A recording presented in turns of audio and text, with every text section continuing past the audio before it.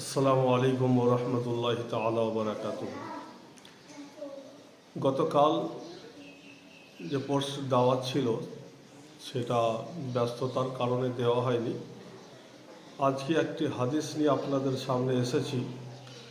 বিখ্যাত কিতাব, নামি দামি কিতাব বুখারী শরীফের হাদিস, জিলদ নম্বর 2, হযরতে আবু হুরায়রা রাদিয়াল্লাহু তাআলা থেকে বর্ণিত যে নবী পাক সাল্লাল্লাহু তাআলা আলাইহি সাল্লাতু ওয়াত তাসলিম বলেন যে সকাল থেকে নিয়ে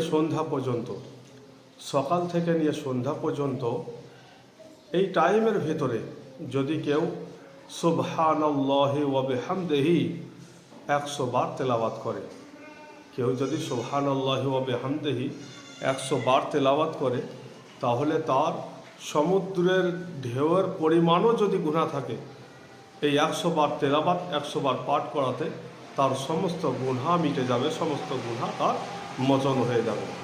তাই আমরা যাতে 100 বার যদি এই রকম পাঠ করতে পারি, আমরা সকলেই চেষ্টা করব যাতে আমাদের সমস্ত মানুষের নিজের গুনাহ মোচন হয়ে যায়, মিটে যায়। তাই এই মেসেজটা অন্যজনকেও শোনার সুযোগ করে দেবেন, তারাও শুনে যাতে তারাও আমল করতে পারে।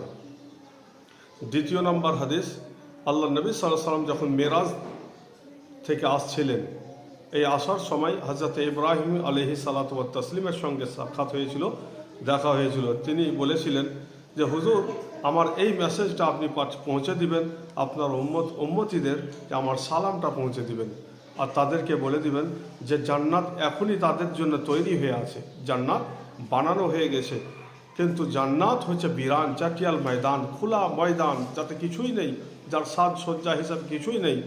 তাই তাদেরকে এই মেসেজটা দিয়ে দিবেন যে সুবহানাল্লাহি আলহামদুলিল্লাহি লা ইলাহা ইল্লাল্লাহ।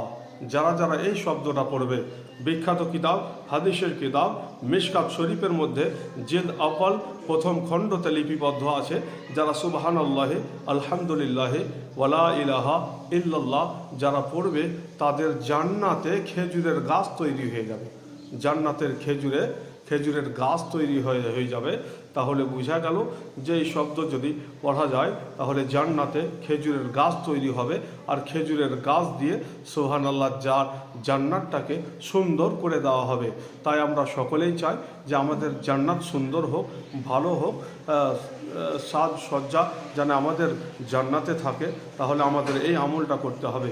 এখান থেকেই বক্তব্য সমাপ্তি ঘটালাম। আসসালামু আলাইকুম ওয়া রাহমাতুল্লাহি তাআলা ওয়া বারাকাতুহু।